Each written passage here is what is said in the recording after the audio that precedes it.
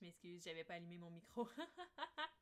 Bon, mais on recommence depuis le début. Donc, bonjour et bienvenue à ce nouvel épisode dans le fond, Au premier regard. On avait pris une petite pause pendant c'est ça, les vacances. Et maintenant, mais en fait, on est de retour pour parler des premières impressions de jeu, parler de tout ce qui est nouveau avec la chaîne de Mixdeal, parler des nouveautés, tout ça. Donc, aujourd'hui, le jeu que je présente, c'est Watergate. Donc, Watergate, c'est un jeu un peu un style wargame qui joue exclusivement à 2 joueurs, qui est quand même très très rapide. On parle de 45 minutes. Pour un petit wargame, c'est assez rapide. En fait, on a une personne qui va incarner Nixon et l'autre personne qui va incarner les journalistes. Et là, ce qu'on va essayer de faire, c'est dans le fond, relier des preuves, dans le fond, pas des preuves, mais relier comment on dit ça, des témoins, grâce à des preuves jusqu'à Nixon. Donc, comme ça, en fait, vous pouvez me le dire dans les commentaires là, si vous m'entendez bien aussi. Donc, c'est ça, en fait. On essaie de relier à Nixon avec le plateau de jeu. Le jeu se joue basé sur des cartes. Donc, on joue une carte, l'adversaire joue une carte, tout ça. Et les cartes vont avoir certains effets différents. Je me fais attaquer par mes chats pendant que je vous explique ça. Donc, c'est ça. En gros, c'est quand même assez rapide, c'est dynamique comme jeu, c'est super le fun. Moi, j'ai bien aimé les parties. Je suis encore biaisée à savoir si le jeu est très très très simple ou s'il y a quand même une bonne profondeur pour un wargame. Parce qu'on s'entend que c'est un petit jeu, c'est pas un jeu qui est très cher, c'est un 35$ maximum, vous l'avez en magasin. C'est un jeu qui joue rapidement, comme je disais, 45 minutes. Donc c'est ça. Puis à 2 joueurs seulement. J'ai bien.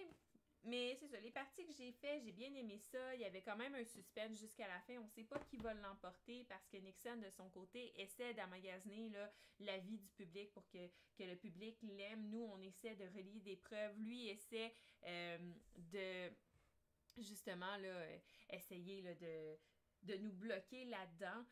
Simon me dit justement que c'est un peu faible. Effectivement, comme jeu, la stratégie, tout ça, c'est pas... Parce que moi, on m'avait dit que c'était un jeu un peu qui allait faire penser à Twilight Struggle, mais en plus léger. Mais c'est ça, quand tu veux condenser un jeu, tu le rends plus léger. Puis c'est ça. Donc, c'est un bon jeu. Mais pour l'instant, je ne peux pas vous donner plus d'avis dessus parce que les 3 parties m'ont quand même laissé sur mon appétit. J'ai hâte de voir à quoi ça va ressembler autrement. Puis c'est ça, on va passer tout de suite à ce qui est nouveau avec la chaîne. Donc, en fait, dans les nouveautés, premièrement, nouvelle série de vidéos que je vous annonce. Je vous l'ai montré un peu hier, j'étais trop énervée. J'ai fait un petit unboxing. Donc ça va être une des premières de la série vidéo que vous allez voir de Gloomhaven Jaws of the Lion. J'aimerais juste ça vous montrer à quel point la boîte est petite. Moi, ça m'avait surpris parce que quand j'ai été le chercher hier, j'avais pas vu de photo de la boîte ou en tout cas de trop près. Je m'étais pas fait une bonne idée. Je pensais que c'était plus gros que ça. Mais vraiment, c'est tout petit. Mais il y a beaucoup de stock dedans. Puis j'ai fait le unboxing hier filmé. Que je vais mettre en ligne, ça va être la première vidéo, mais je vais vous faire une série de vidéos. Donc, ce que j'ai planifié faire, c'est faire, dans le fond, c'est ça, le unboxing, faire aussi une vidéo aux règles. Et là, j'ai regardé le livre de règles, c'est un peu complexe parce que les autres ont décidé de faire un genre de, dans le fond, tutoriel sur 5 scénarios pour vous expliquer comment jouer. Donc là, dans le fond, ce que je vais faire, moi, probablement, parce que je veux pas faire les 5 scénarios puis vous enlever le fun de la partie, ben, ce que je vais faire, c'est que je vais faire le tutoriel pour chacune des règles, dans le fond, pour le scénario 1, scénario 2, jusqu'au scénario 5, donc faire les règles comme ça pour vous le montrer. Puis, pas filmer des parties complètes pour pas vraiment vous enlever de punch. Ce que je vais faire, c'est que je vais peut-être vous montrer des tours de jeu. Comme ça, dans le fond, je vous pète pas les punchs des premiers scénarios parce que c'est toujours le fun quand tu as un nouveau jeu de le faire. C'est ça, je vais faire le tour des règles avec vous parce que c'est un jeu justement de Gloomhaven, mais d'introduction un peu. C'est une extension standalone qui s'ajoute à Gloomhaven. Fait que si tu as déjà Gloomhaven, mais ça te rajoute 25 scénarios qui se passent avant les aventures de Gloomhaven.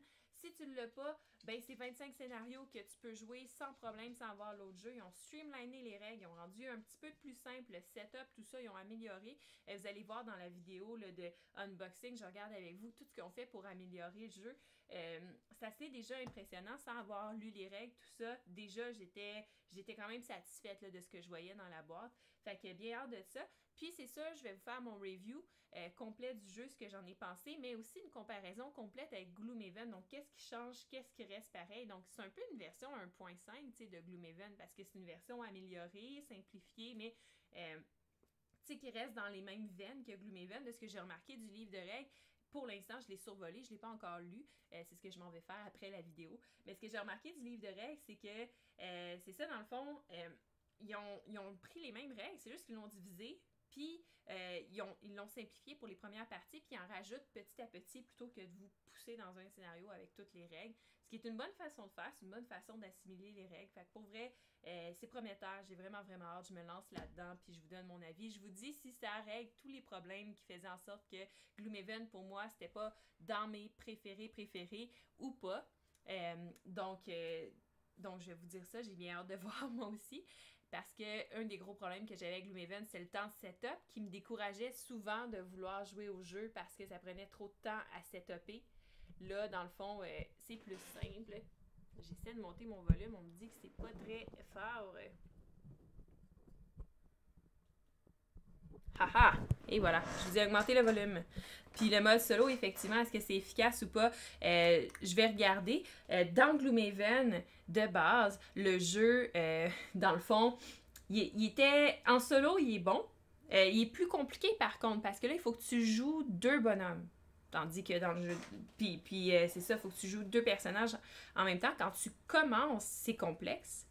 Par contre, c'est pas infaisable. Donc, il y avait juste un niveau de complexité plus élevé en solo, mais c'est très très bon, peu importe que tu le joues solo, que tu le joues là... c'est ça, que tu le joues avec plusieurs personnes. Tu peux jouer jusqu'à 4 joueurs. Fait bien hâte de vous faire la série vidéo là-dessus. S'il y a d'autres choses que vous voudriez que je couvre, que je vous ai pas parlé là, dites-moi-le. J'ai pas encore tourné rien, fait que ça, on va voir ça. En parallèle avec ça, dans le fond, je suis en train de finir... En fait, avant que ça apparaisse, là, je suis en train de finir les vidéos, les 3 vidéos que vous aviez votées. Donc, cette semaine, il y a ma vidéo de Seven Continents, mon review qui est dans le fond, qui est sorti. Donc, vous allez pouvoir aller voir ça sur YouTube. Si vous ne l'avez pas vu, je vous ai fait un overview complet du gameplay sans vous péter trop de punch. Mon review complet du jeu. Puis là, mardi prochain, ce qui va sortir, et c'est à la demande des gens, vous m'avez fait travailler fort, ce qui va sortir, c'est une vidéo sur les stratégies dans le jeu pour Terraforming Mars. Parce que vous aviez voté pour Terraforming Mars, j'avais déjà 4 vidéos, donc là, vous avez voté pour que je fasse une vidéo sur les stratégies de jeu.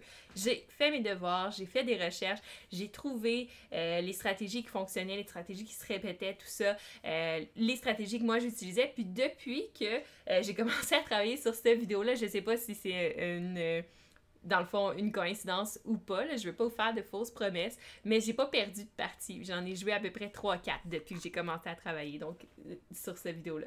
Fait que j'ai bien hâte de vous montrer ça. On va faire ça mardi.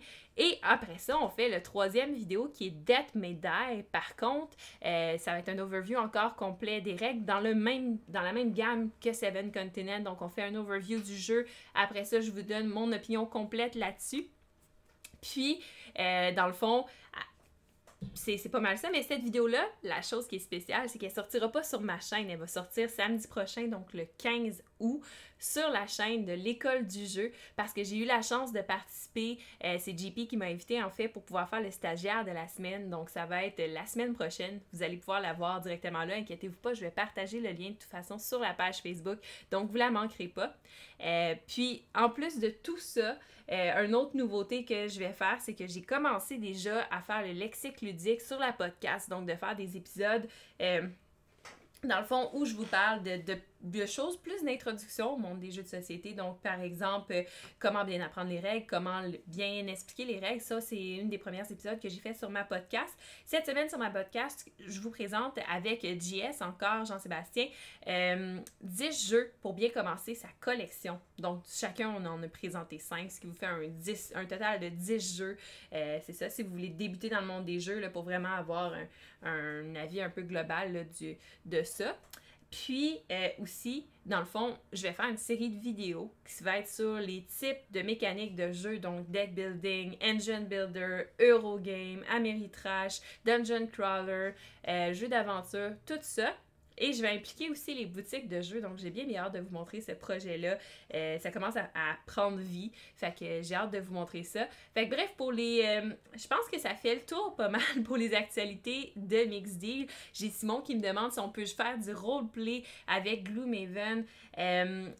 ils mettent un petit peu de lore en arrière des cartes personnages. Même chose dans Gloomhaven, Jaws of the Lions. Fait que peut-être que ça va bien, qu'on peut lire l'histoire de notre personnage puis faire du roleplay. Je pense que ça pourrait s'y prêter quand même assez bien. Je l'ai jamais expérimenté par contre. Mais il faudrait voir. Je pense que c'est pas impossible. Puis, puis merci Simon de dire, il dit qu'il espère que ça va me faire un bon punch de publicité l'école du jeu. En tout cas, moi j'étais vraiment contente de l'offre de JP. Fait que bien hâte de voir ça. J'ai hâte d'y montrer la vidéo aussi. Ça fait 3 jours au moins que je travaille sur le montage. Je l'ai finalisé tantôt, juste à temps pour au premier regard. Fait que c'est ça, je vais lui envoyer ça tantôt. J'ai hâte de voir qu'est-ce qu'il va y en passer. Donc, nouveauté merveilleuse, c'est tout ça. Il y a quelque chose, une autre collaboration encore plus grosse que tout ça, plus grosse que la Grande Messe, plus grosse que tout, qui va arriver, mais je peux pas vous en parler là. Fait que je vais vous en parler en fait plus tard dans le mois. Ça va sortir en exclusivité. Bien hâte de vous parler de ça. Donc, on va passer aux actualités dans le monde des jeux, les choses qui ont retenu mon attention cette semaine. Donc, je partage mon écran. Ça sera pas bien long. J'essaie juste de setter mes choses et je vous partage ça. Donc, Kickstarter, j'en avais déjà parlé, mais Ascension Tactics, The Deck Building Miniature Game, finit dans 2 heures. Donc, si vous voulez le backer, c'est là. Ascension, c'est quoi? C'est le jeu de deck building game qui fait un peu penser, c'est dans la même gamme un peu que Star Realm, Hero Realms, ça joue un peu de la même façon. Puis, dans le fond, là, ils ont fait un jeu un peu tactique, un peu avec des figurines où tu es censé te battre sur un plateau, tout ça. La campagne Kickstarter, je trouvais qu'il manquait beaucoup d'informations. Il fallait que tu ailles les chercher dans les actualités, que tu écoutes les lives sur Twitch. Fait que j'ai passé à côté finalement. J'ai décidé que je ne vais pas backer ce projet-là, mais j'ai quand même trouvé ça tout de même intéressant. Fait que ceux qui sont gros fans de Ascension, mais probablement que vous le saviez déjà anyways qu'il y avait cette campagne-là. Mais si c'était pas le cas, il vous reste 2 heures pour la backer. Donc je trouvais ça intéressant peut-être de vous le dire. Puis ensuite, Massive Darkness qui est arrivé cette semaine sur Kickstarter. Donc, le Massive Darkness 2, ça faisait longtemps qu'on en parlait, projet de Seaman. Donc, il va être disponible en plus en anglais puis en français à la livraison. Ça, c'est cool parce qu'ils font pas ça avec tous leurs jeux. Puis, dans le fond, les gros changements qu'ils ont fait, c'est les classes de personnages qui vont être vraiment distinctes, qui vont avoir pas seulement un pouvoir spécial, mais une façon spéciale de jouer, là. Il y a comme un petit plateau on the side, là. Ce qui expliquait, c'est que ce plateau-là va, dans le fond, servir à faire des actions vraiment spéciales, typiques du type de personnage que vous êtes en train de jouer. Ils ont streamliné les règles, tout ça. Puis, c'est sûr que la plus grosse chose qu'on attend, c'est que c'est le mode campagne. Donc, j'avais vraiment hâte que la campagne sorte pour pouvoir voir c'était quoi. J'étais un peu déçue. J'attends de voir dans les actualités tout ça, ça va ressembler à quoi. Parce que je m'attendais peut-être à une grosse campagne. Peut-être que j'avais trop d'attentes, un peu comme Tanares Adventure. Tu sais, ils ont sorti Arena de Contest. Puis après ça, ils ont sorti Tanares Adventure. Puis là, la campagne était super grosse. Fait que je me suis dit... fait que je me suis dit... Peut-être que ça serait la même chose. Ah, je suis plus sur le bon truc. Mais c'est ça, finalement, la campagne, non seulement, elle n'est pas si grosse que ça, c'est pour pouvoir faire les 10 scénarios qui viennent dans la boîte de base. Mais il faut que tu achètes une extension pour ça en plus, qui va te rajouter, oui, des choses, qui va te rajouter le mode campagne. En tout cas, il va falloir que je me renseigne plus. C'est pour ça que j'ai backé le projet, mais pour l'instant, pas all-in parce que j'ai des petites réserves, j'essaie de comprendre comment ils ont arrangé leurs choses. Mais pour vrai, si vous avez aimé Massive Darkness 1, le 2 a de l'air vraiment awesome et retravaillé. Fait que je pense que c'est safe. Là. Puis il va y avoir des figurines qui sont massives, là, 134 mm, 13,4 cm. C'est assez gros pour une figurine. Bref, ça peut être intéressant. On a Spirits of the Forest, l'extension, donc Moonlight, qui reste 21 heures à jouer sur Kickstarter si vous voulez le backer. Les meeples sont juste adorables. Donc, c'est un jeu abstrait de card drafting puis de set collection. En fait, vraiment cute. On incarne les 4 éléments, là. Et pour vrai...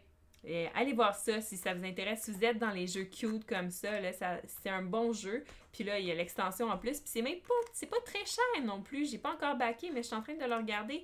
T'as une version en cardboard, puis t'as une version en bois, là, dépendamment de comment tu veux avoir ton jeu de luxe ou pas. Mais tu sais, mettons, tu prends le jeu de base plus l'extension, ça revient à 95$. Donc, c'est pas si cher que ça. Et ça fait le tour pas mal des Kickstarter pour cette semaine. On va aller dans les actualités. C'est sûr, il y a eu le Gen Con pendant que j'étais en vacances. J'ai suivi ça de loin. Mais c'est ça, je peux pas tout vous présenter du Gen Con, mais je vais vous présenter ce qui est ressorti le plus. Donc, puis des choses qui ont attiré mon attention. On va commencer par, c'est pas en tout ça, on va commencer par celle-là ici. Donc, Seven Wonders va se refaire peau neuve, un peu comme Abyss a fait dernièrement. Donc, ça va sortir en septembre 2020, une deuxième édition de Seven Wonders et des extensions. Donc, c'est intéressant, ça va être à suivre, voir qu'est-ce qu'ils vont faire avec ça. Ensuite, dans le fond, on a Bombix qui a présenté finalement l'heure autour de sa nouvelle extension d'Imaginarium, donc Chimera. Donc, moi, j'ai bien hâte de voir cette extension-là, étant donné que à force de jouer à Imaginarium, j'avais un peu l'impression de passer à travers le jeu, qu'il manquait peut-être un peu de profondeur. Donc, j'ai vraiment hâte de voir qu'est-ce que cette extension-là va apporter, tout ça. Puis, ça va être probablement un instant buy pour moi. Finalement, autre nouvelle du Gen Con qui personnellement me touche beaucoup, ils vont sortir une grosse extension pour Prophecy of the Kings.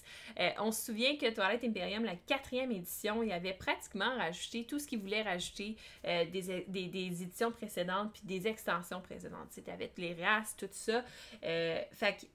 Fait que pour vrai, il restait pas grand-chose à rajouter. Puis l'extension qui est là, ça rajoute que du nouveau. Fait que ça va rajouter 7 nouvelles races. Ça va rajouter 40 nouvelles tuiles avec des nouvelles sortes de planètes, des nouvelles sortes de challenges aussi. Ça va rajouter des mecs, ça va rajouter des leaders, ça va rajouter... Ouais, c'est ça. 2 nouvelles couleurs aussi, c'est vrai, parce qu'on va pouvoir jouer à 8, puis il va y avoir les roses. So, c'est ça, devinez qui je vais jouer. Puis c'est ça, en fait, ça va rajouter une tonne de choses. Pour vrai, si vous avez des cartes agenda, des cartes objectifs, des technologies, des reliques, écoutez, là, des nouvelles cartes action, plein de choses. Fait que pour vrai, c'est un instant buy si tu aimes Twilight Imperium, si tu joues à Twilight Imperium, je pense que ça va être un ajout qui va être nécessaire. La seule chose, c'est que est cher. C'est 99,95 pour une extension, c'est assez cher.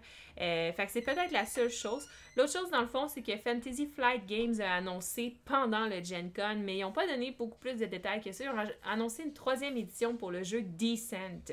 Donc, j'ai bien hâte de voir qu'est-ce que ça va être. La boîte est gigantesque.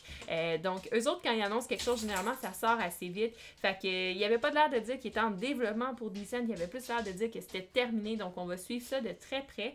Et ça fait pas mal le tour, je vous dirais, pour aujourd'hui, dans le fond. Pour mon Au Premier Regard. Donc, si vous avez des questions, quoi que ce soit, gênez-vous pas pour me contacter. Si vous avez des sujets que vous aimeriez que j'aborde, que ce soit dans les podcasts, que ce soit dans les vidéos, ça va me faire plaisir. Puis sur ça, je vous souhaite une super belle journée. Puis à la prochaine. Au revoir.